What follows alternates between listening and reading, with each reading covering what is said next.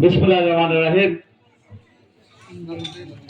ডানসারি union 8 ও 9 নম্বর ওয়ার্ডের উদ্যোগে আজকের এই কর্মী সভা সুযোগ্য সভাপতি ডানসারি ইউনিয়ন বিএনপি সংগ্রামের সভাপতি জনাব মোহাম্মদ শাহাবুদ্দিন উপস্থিত আছেন। আজকের অনুষ্ঠানের সম্মানিত প্রধান অতিথি বাংলাদেশ জাতীয়তাবাদী দল কবিরহাট উপজেলা শাখার সংগ্রামী আহ্বায়ক সংগ্রামী জননেতা জনাব কামরুল হুদা চৌধুরী সহ উপস্থিত অতিথিবৃন্দ, অত্র এলাকার সর্বস্তরের নেতৃবৃন্দ, সবাইকে সংগ্রামী সালাম এবং অগ্রিম শুভেচ্ছা জানাচ্ছি। আমরা গত জুলাই আগস্ট আন্দোলনের মধ্য দিয়ে 5 আগস্ট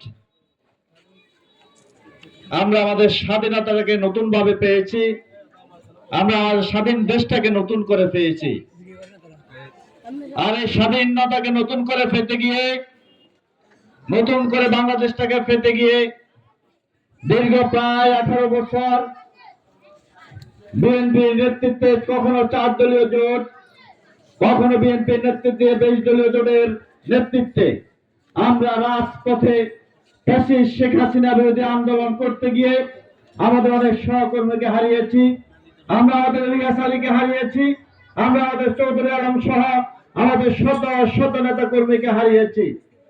তবুও আমাদের 4 দলীয় জোট, কখনো 20 দলীয় জোটের নেতৃত্বে রাজপথ আমরা উত্তপ্ত করেছি ভারতের মতো। সেই উত্তপ্ত ভারতের মতো রাজপথে জুলাই আগস্ট আন্দোলনে ছাত্র জনতার উপস্থিতিতে সেই রাজপথে অগ্নুৎপাতের সৃষ্টি হয়েছে। আর সে আগুনে শেখ হাসিনা, ফ্যাসিস্ট শেখ হাসিনার মস্তক ঝরে পুড়ে সরকার হয়ে গেছে। ফ্যাসিস্ট হাসিনা এই বাংলাদেশের মাটি থেকে পালিয়ে যেতে বাধ্য হয়েছে। প্রিয় ভাইরা, গত 18 বছর প্রায় আমরা স্বাধীন দেশে একটি পরাধীন জাতির মতো ছিলাম। আমরা মুক্তভাবে কথা বলতে পারিনি। আমরা আমাদের সাংবিধানিক অধিকার আমরা প্রতিষ্ঠা করতে পারিনি। আমরা আমাদের ভোটের অধিকার প্রয়োগ করতে পারিনি। আমরা ন্যায় বিচার পাইনি। শেখ হাসিনার ফ্যাসিস্ট শাসনামলে শত শত মানুষের গুম হয়েছে, খুন হয়েছে, কিন্তু মানুষ ন্যায় বিচার পায়নি। আপনার আমার ট্যাক্সের টাকা ব্যাংক থেকে লুটপাট করে শেখ হাসিনা দোসররা ওই কানাডার বেগমপাড়া বাড়ি করেছে, ওয়াশিংটনে বাড়ি করেছে, মালয়েশিয়াতে বাড়ি করেছে। ব্যাংকের রিজার্ভের টাকা পর্যন্ত, বাংলাদেশ ব্যাংকের রিজার্ভের টাকা পর্যন্ত তারা চুরি করে নিয়ে গেছে। 1,000 কোটি টাকা তারা বাংলাদেশ ব্যাংক থেকে লুটপাট করেছে। তারা বাংলাদেশের মানুষের টাকা লুটপাট করে বিলাস বহুল জীবন যাপন করেছে। তো ভাইরা, যারা 18 বছর আপনারা অধিকার হরণ করেছে, আমাদের সাংবিধানিক অধিকার থেকে আমাদেরকে বঞ্চিত করেছে, আজকে যারা বেগম খালেদা জিয়াকে তার বাড়ি থেকে বিতাড়িত করেছে, আজকে বাংলাদেশের জনগণ তাদেরকে বাংলাদেশ থেকে বিতাড়িত করেছে। আমাদের নেত্রী বলেছেন প্যাসেঞ্জের সাথে কখনো আপোষ হবে না। তারা আপোষ করতে চেয়েছে, বেগম খালেদা জিয়া আপোষ করেননি। বেগম জিয়াকে মিথ্যা মামলার সাজা দিয়ে আটক করা হয়েছে। আপোষ করার জন্য চাপ সৃষ্টি করা হয়েছিল, কিন্তু বেগম জিয়া বলেছে এই বাংলাদেশ গণতন্ত্রের স্বার্থে, দেশের জনগণের স্বার্থে ফ্যাসিস্ট শেখ হাসিনার সাথে কোনো আপোষ হবে না। বেগম জিয়া আপোষ করেনি, বিএনপি আপোষ করেনি।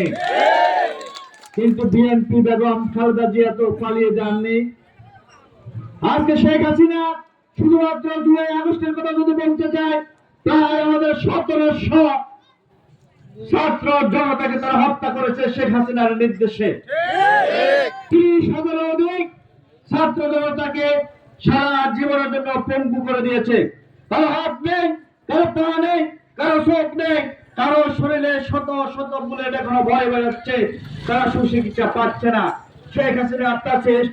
আজকে বাংলার জনগণ একটি দাবি, শেখ হাসিনাকে বাংলাদেশে তুলে এনে তাকে এই বিচারের মুখোমুখি করতে হবে।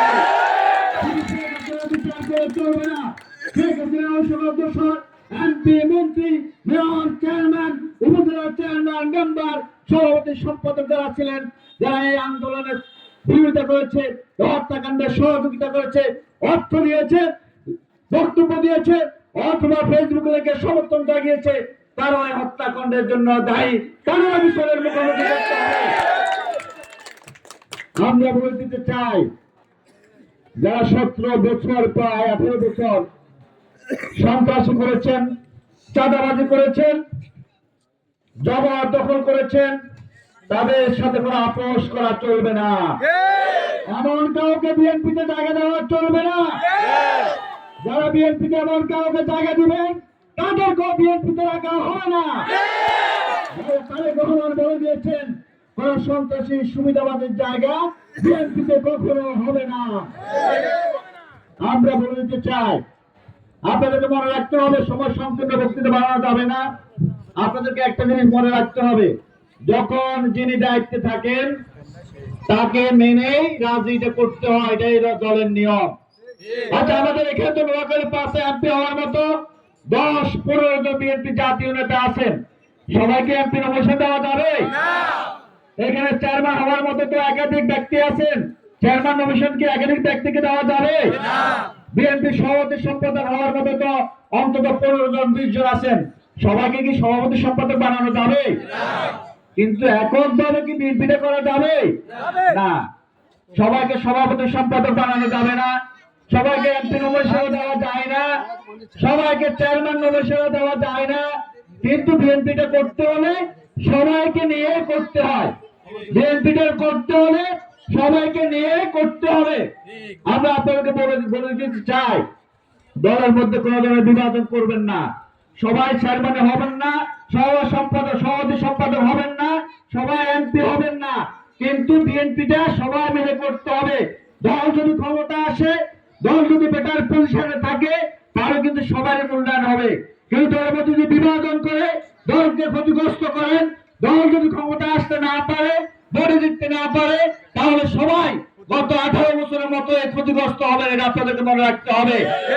দলের স্বার্থে, দলের শীষের স্বার্থে আমরা একটা কথা বলি।